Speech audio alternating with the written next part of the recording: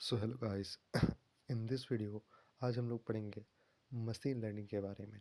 Machine learning का हमारा तरीका एआई कोर्स का ये पहला लेक्चर है और उस लेक्चर में हम लोग जानेंगे मशीन लर्निंग क्या होती है। एक उसकी ओवरव्यू देखेंगे, एक उसकी बड़ी पिक्चर देखेंगे।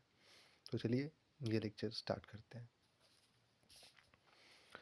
Machine learning, one of the main innovations why we develop computer program to automate various kind of often tedious processes. Machine learning इसलिए डेवलप किया गया क्योंकि पहले ट्रेडिशनल प्रोग्रामिंग में बार बार प्रोग्राम लिखना पड़ता था, फिर उसको कोड चेंज करके उसमें नया अपडेट करना पड़ता था, फिर ऐसे प्रोसेस काफ़ी हेक्टिक होती चली जाती थी। इसलिए मशीन लर्निंग को डेवलप करने का ये बिहाइंड द सीन मोटिवेशन था।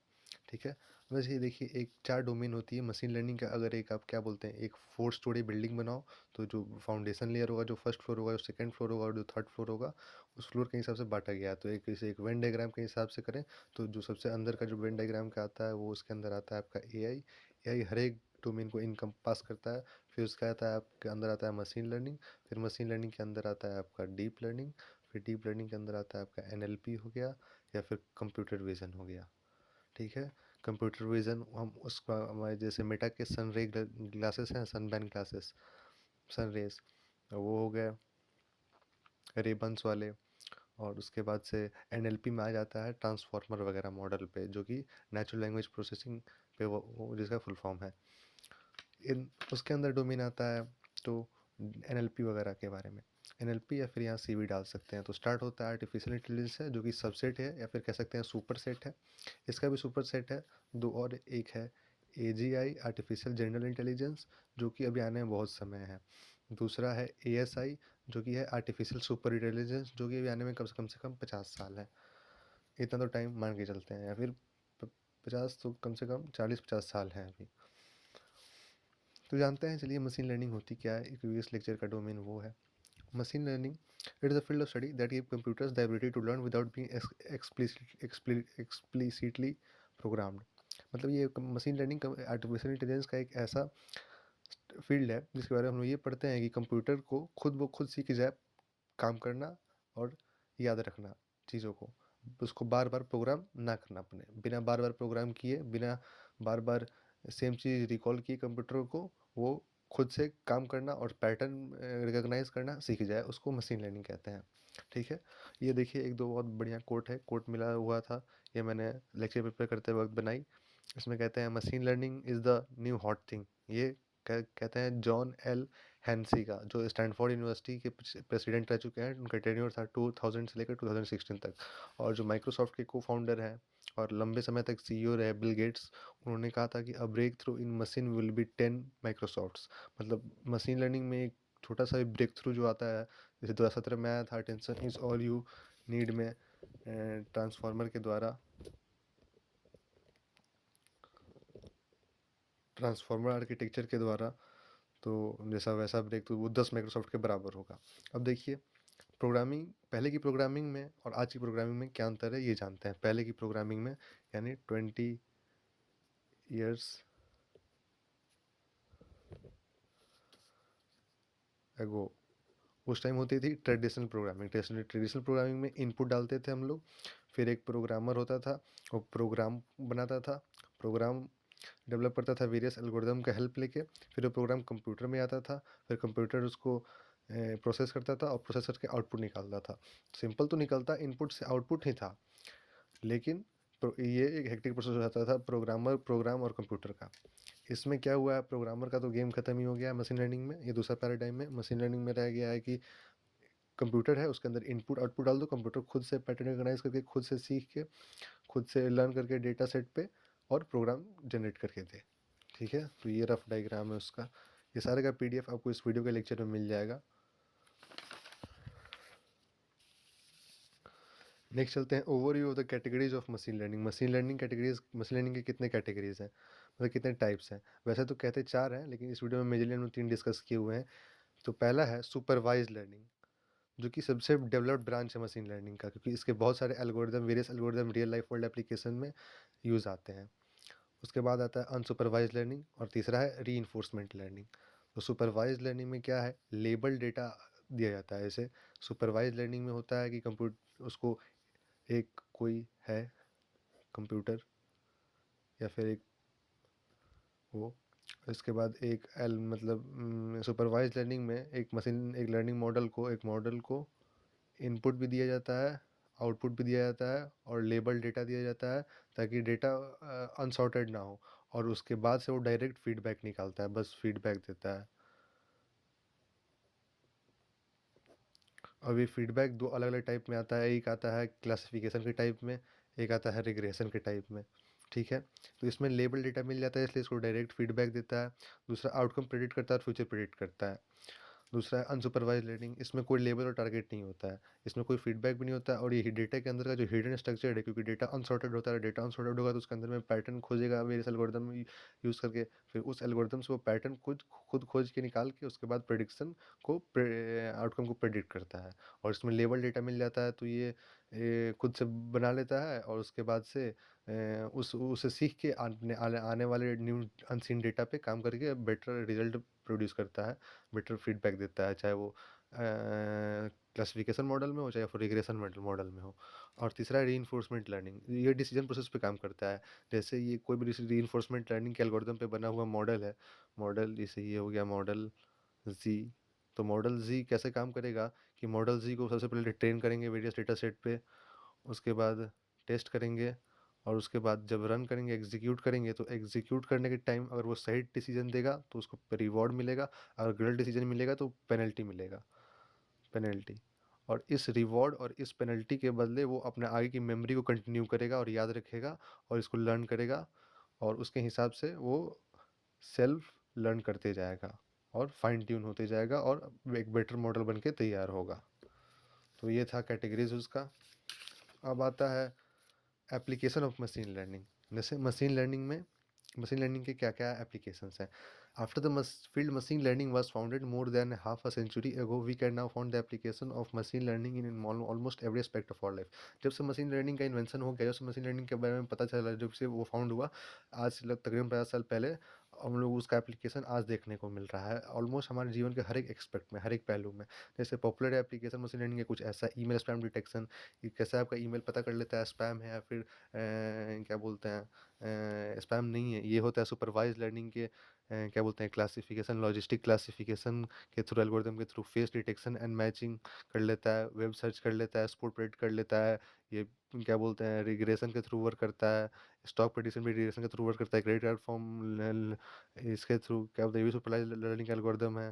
तो ये सारा सुपरवाइज लर्निंग का एल्गोरिदम है जिससे यूज़ करके आज हम लोग देख सकते हैं सेल्फ ड्राइविंग कार में, जैसे उबर और टेस्ला में है, वो सीवी कंप्यूटर विजन का यूज़ करता है। जैसे लार्ज लैंग्वेज ट्रांसलेशन है, लार्ज लैंग्वेज मॉडल है, ड्रग को डिज़ाइन करने में, इम्प्लीमेंट करने में, मेडिकल डायग्नोसिस में पता लगाने में, कैंसर के कौन से स्टेज में है, कौन से लेवल पे हैं अभी, तो इन सारे में काम आता है। और भी बहुत सारे यूज़ केसेस हैं, ये तो मोस्ट पॉपुलर वंस हो गए, जैसे ईमेल डिटेक्शन, फेस आईफोन या फिर विंडोज़ में जो वेब कैम होता है वो फेस डिटेक्ट करके खोल लेता है। उसके बाद से क्रेडिट कार्ड फ्रॉड हो जाता है, कैसे पता चलता है, स्टॉक प्रेडिक्शन बेटिंग वगैरह कैसे वर्क करता है। और ये क्या बोलते हैं, सॉरी बेटिंग कह रहे हैं, स्टॉक प्रेडिक्शन में कौन सा स्टॉक ऊपर जाएगा, कौन सा स्टॉक नीचे जाएगा, कैसे क्या डेटा सेट पे वर्क करता है, ये कर लेता है। और यही सब है। और अब जानेंगे कि अब इस सेक्शन में जानेंगे कि मशीन लर्निंग के लिए सीखने के लिए मशीन लर्निंग के इस कोर्स में आपको क्या क्या आना ज़रूरी है और क्या क्या हम लोग पढ़ाएंगे भी, ये भी। तो मशीन लर्निंग में सबसे पहले मैथमेटिकल कॉन्सेप्ट में 4 पिलर हैं इसके। एक है लीनियर अलजेब्रा, एक है कैलकुलस, एक है प्रोबेबिलिटी, एक है ऑप्टिमाइजेशन। लीनियर अलजेब्रा उस केस में काम आता है जब डेटा को रिप्रेजेंट करना हो, डेटा को स्टोर करना हो एरे में, फिक्स जिस भी डेटा स्ट्रक्चर में, जिस भी एब्स्ट्रैक्ट डेटा टाइप में स्टोर करना हो उसको, और कैसे उसका ट्रांसफॉर्मेशन हो, मैट्रिक्स ट्रांसफॉर्मेशन हो, वेक्टर ट्रांसफॉर्मेशन हो, कैसे डॉट प्रोडक्ट है, कैसे ये आइगन वैल्यू, आइगन वेक्टर, ये सब सीखना पड़ेगा लीनियर अलजेब्रा में। तो ये तो मस्ट है, इसको तो आप नेगलेक्ट कर ही नहीं सकते।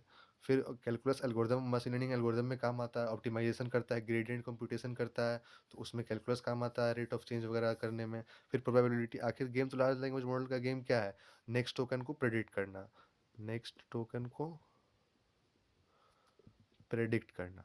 तो वो तो वही करेगा ना, वो इसको कैसे करता है, स्मॉल स्मॉल एक लार्ज एम्बेडिंग को स्मॉल स्मॉल टोकन में डिवाइड करके वो करता है। तो टोकनाइजेशन उस प्रोसेस को कहते हैं। तो उसको ये हो गया। और चौथा और स्टैटिस्टिक्स की कंसर्टेनिटी का गेम है, मतलब लास्ट डेटा सेट पे करके ये स्टैटिकल ग्राफ निकाल लेता है, और स्टैटिकल ग्राफ से फिर आगे की इन्फॉर्मेशन ये कंक्लूड करता है और ड्रॉ करता है। और चौथा है ऑप्टिमाइजेशन। ऑप्टिमाइजेशन में से वेरियस फीचर ऐड करना, वेरियस पैरामीटर करना, वेरियस पैरामीटर को ऐड अप कर देना और वेरियस फीचर इंजीनियरिंग के प्रोसेस करना है जिससे एरर का मैक्सिमाइजिंग कम हो, लॉस फंक्शन कम हो और रूट मीन स्क्वायर एरर कम हो। ये सब कम हो ताकि model better prepare output better output और बेटर परफॉर्म करे on the unseen data, whether it is raw और इट इज़ स्क्रैम्बल्ड और इट इज़ सॉर्टेड। सो ये थी मैथ के 4 टॉपिक्स। अब आइए लीनियर अलजेब्रा के अंदर जाते हैं। लीनियर अलजेब्रा में क्या, लीनियर अलजेब्रा में हमने 5 यूनिट बांट के रखा है, ऐसे ऐसे आपको लेक्चर प्रोवाइड की जाएंगी। पहला है वेक्टर एंड मैट्रिसेस। इस तरह को पढ़ाया जाएगा फंडामेंटल डेटा स्ट्रक्चर क्या होता है, इसे स्केलर में क्या होता है, वेक्टर में क्या होता है, मैट्रिक्स क्या होता है, टेंसर क्या होता है, फिर वेक्टर रिप्रेजेंटेशन, वेक्टर कैसे रिप्रेजेंट करते हैं, फिर matrix representing data set transformation, फिर जो भी मैट्रिक्स होता है जो कि डेटा सेट रिप्रेजेंट करता है कितने रो कितने कॉलम में, और कौन सा ए आई जे, कौन सा ए आई आई आई आई जे आई के जे आई ए जे जे।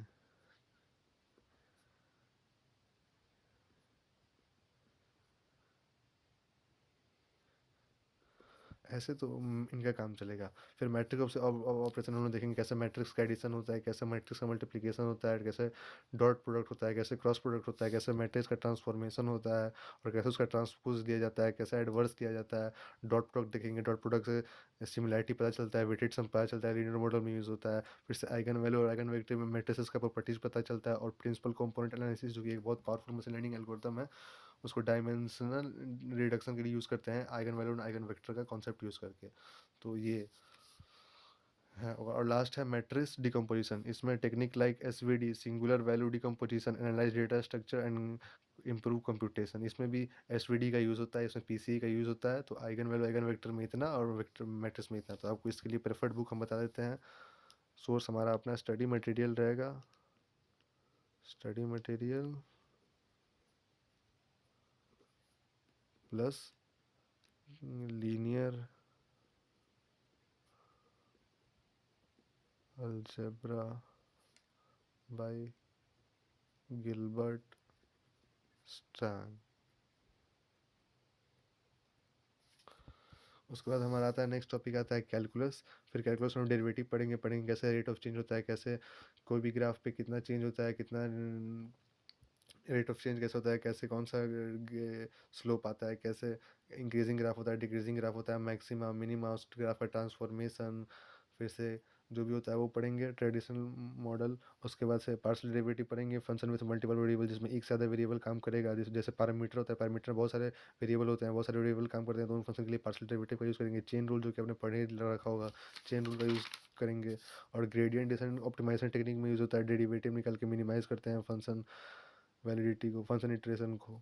और पांचवा इंटीग्रल कैलकुलस, इससे भी ये पता चलता है कि जितना प्रोबेबिलिस्टिक मॉडल होता है उसमें एक्सपेक्टेशन मीट करने के लिए जो रिजल्ट निकालते हैं उसमें इंटीग्रल कैलकुलस का यूज़ होता है। और तीसरा है प्रोबेबिलिटी। प्रोबेबिलिटी में एक आता है random variables with probability outcomes, ये पढ़ेंगे लोग। फिर लाइक्लीहुड पढ़ेंगे, फिर बेस थ्योरम पढ़ेंगे, फिर एक्सपेक्टेशन एंड वेरिएंस पढ़ेंगे, फिर लाइक्लीहुड पढ़ेंगे और फिर लास्ट में पढ़ेंगे कंडीशनल प्रोबेबिलिटी।